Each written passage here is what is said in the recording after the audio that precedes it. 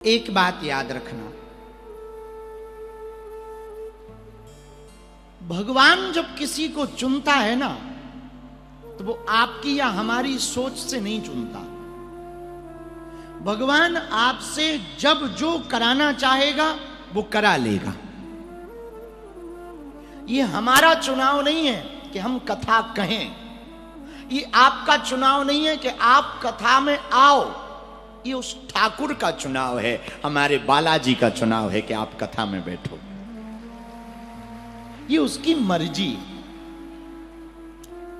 अपना घर एक ऐसा कार्य कर रहे हैं जो दीनहीन हैं, निराश्रित हैं, विक्षिप्त हैं, उनको गले लगा रहे हैं, अनाथों को सनाथ कर रहे। मेरे पागलों, हमने बहुत लोग ऐसे देखे जो केवल अपने लिए जीते। हमने बहुत लोग ऐसे देखे जो अपने साथ साथ अपने परिवार के लिए जीते। हमने बहुत लोग ऐसे देखे जो अपने साथ साथ अपने परिवार के साथ साथ अपने रिश्तेदारों के लिए जीते। हमने बहुत लोग ऐसे देखे अपने लिए, अपने परिवार के लिए, अपने रिश्तेदार के लिए, अपने समाज के लिए जीते हैं। पर हमने बहुत कम ऐसे लोग देखे जो सबके लिए जीते हैं।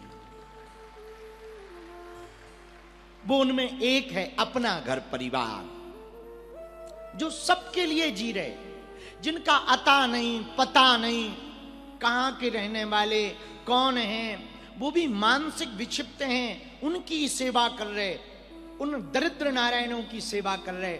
मेरे पागलों, सनातन का अर्थ क्या?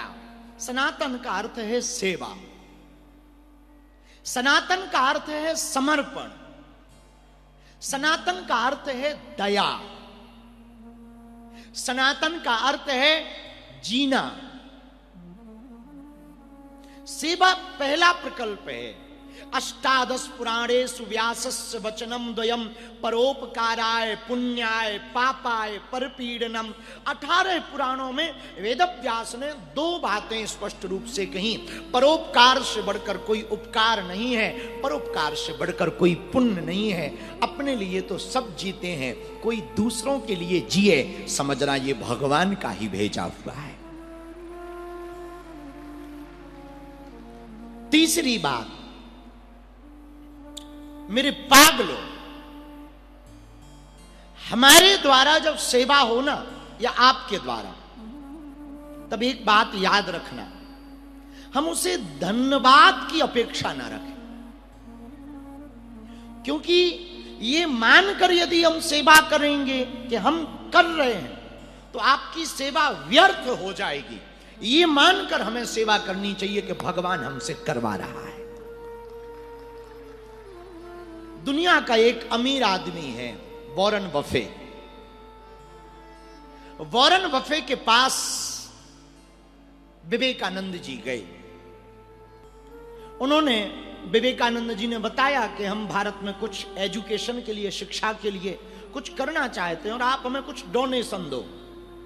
वॉरेन बफे ने उस जमाने में विवेकानंद जी को मिलियंस की चेक दी, मिलियंस की, और उसने इंग्लिश में कहा कि यू से थैंक्स फॉर मी, आप मुझे धन्यवाद दो, मैंने आपको इतने रुपयों की चेक दी है, इतना डोनेशन दिया है, आप मुझे धन्यवाद दो। विवेकानंद मुस्कुरा कर बोले, भारत का साधु है, चुप थोड़ी रह सकता। भारत का साधु विवेकानंद मुस्कुरा कर बोले वॉरेन बफे से, यू से फॉर मी थैंक्स, आप मुझे धन्यवाद दीजिए, मैंने आपको सेवा का मौका दिया है। आपको मैं धन्यवाद दूं, आप मुझे धन्यवाद दीजिए, मैंने आपको सेवा का मौका दिया है।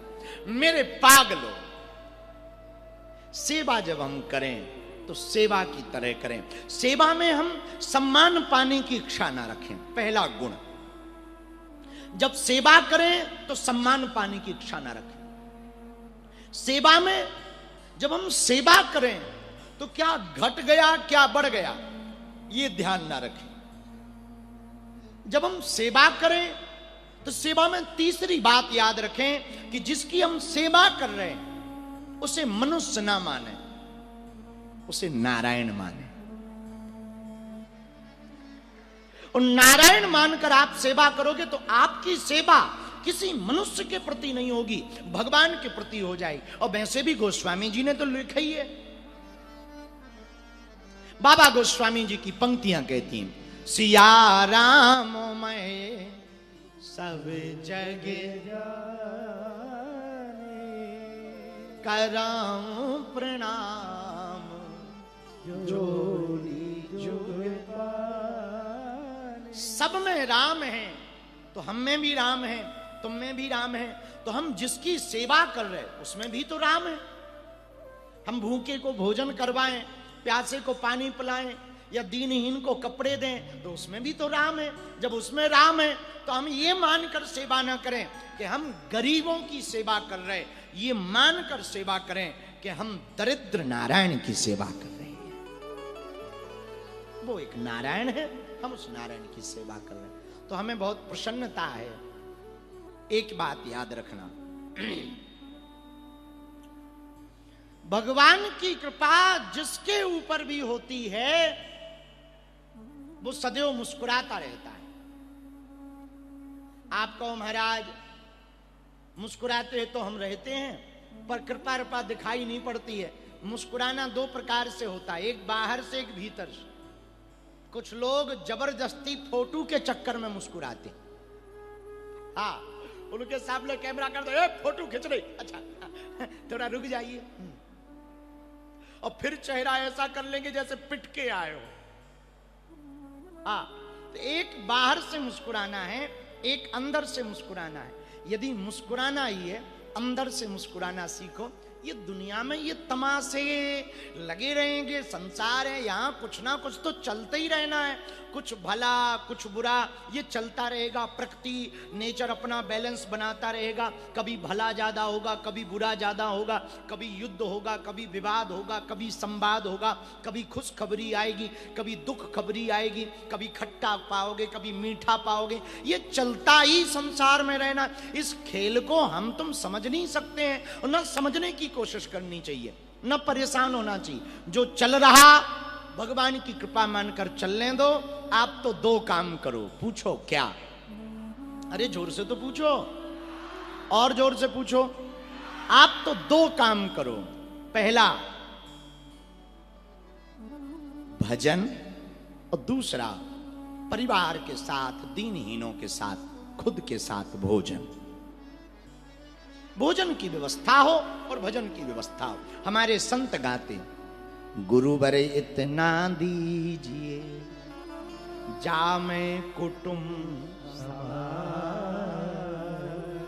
मैं भी भूखा ना रहूं, साधु ना भूखा। भगवान आप हमें इतना दो, मैं भी भूखा ना रहूं और साधु भी भूखा ना जाए, बस इतना। फिर किसी ने हमें आज एक पत्र भेजा, बहुत दिन पहले भेजा पर हम आज पढ़ पाए। उन्होंने हमको लिखा कि